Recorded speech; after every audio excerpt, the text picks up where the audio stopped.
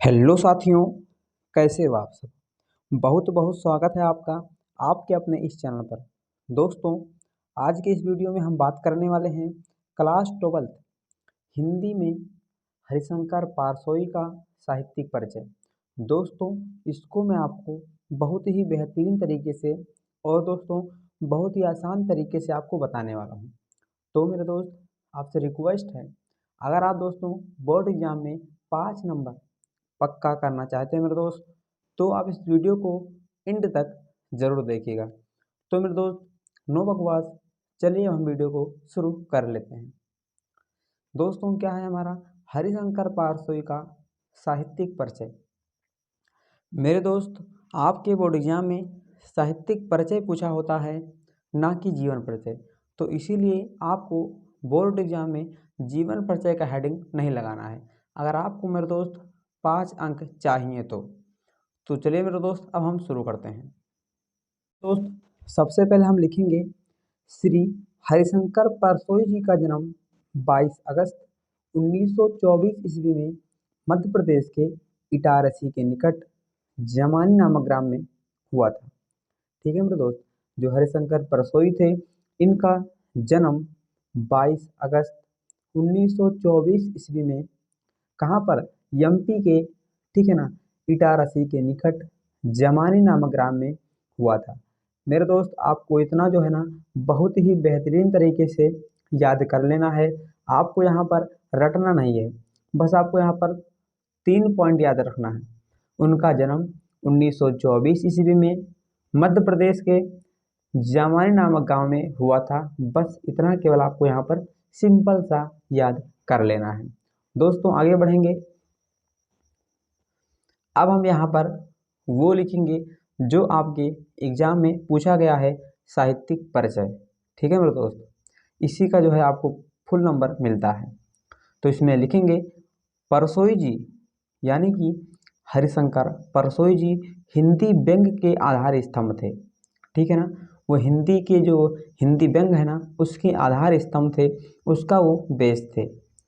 इन्होंने हिंदी व्यंग को नई दिशा प्रदान की है और इन्होंने अपनी रचनाओं के माध्यम से व्यक्ति और समाज की विसंगतियों पर से पर्दा हटाया है। दोस्तों, इन्होंने क्या किया, हिंदी में बहुत ज़्यादा योगदान दिया है और इन्होंने अपनी रचनाओं के माध्यम से, इनकी जो रचनाएं हैं मेरे दोस्त, उसके माध्यम से इन्होंने समाज में जो व्याप्त बुराइयां हैं, व्यक्त के अंदर जो व्याप्त बुराइयां हैं, उनसे दोस्तों से पर्दा उठाया है, उनको उजागर किया है। मेरे दोस्त, आशा करता हूं कि आपको जो है ना बहुत ही बेहतरीन तरीके से समझ में आ रहा होगा। आगे लिखेंगे मेरे दोस्त, विकलांग श्रद्धा कादोर, इनका क्या है, एक रचना है। तो विकलांग श्रद्धा कादोर पर इन्हें साहित्य अकादमी पुरस्कार मिला।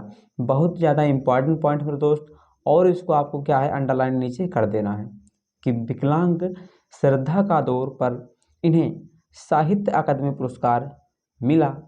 इसके अतिरिक्त उत्तर प्रदेश साहित्य संस्थान एवं मध्य प्रदेश कला परिषद द्वारा भी इन्हें सम्मानित किया गया। ठीक है मेरे दोस्त, सिंपल सा आपको लिख देना है कि जो हरिशंकर परसोई जी थे, वो हिंदी व्यंग के आधार स्तंभ थे और इन्होंने अपनी रचनाओं के माध्यम से समाज में जितनी व्याप्त बुराइयां थीं, उनसे पर्दा हटाया है और व्यक्ति को आगे बढ़ने का एक बहुत अच्छा मार्ग दिया है। इतना लिखेंगे मेरे दोस्त।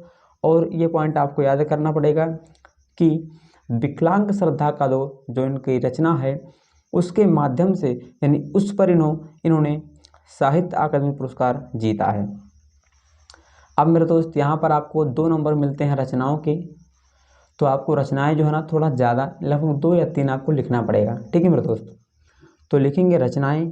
इसमें इनकी पहली जो कहानी संग्रह है वो है हंसते हैं रोते हैं जैसे इनके दिन फिरे। ठीक है ना, इनकी जो कहानी है, हरिशंकर परसोई की जो कहानी है वो है हंसते हैं रोते हैं और जैसे उनके दिन फिरे। ठीक है मेरे दोस्त, और इनके उपन्यास हैं रानी नागफनी की कहानी, तट की खोज।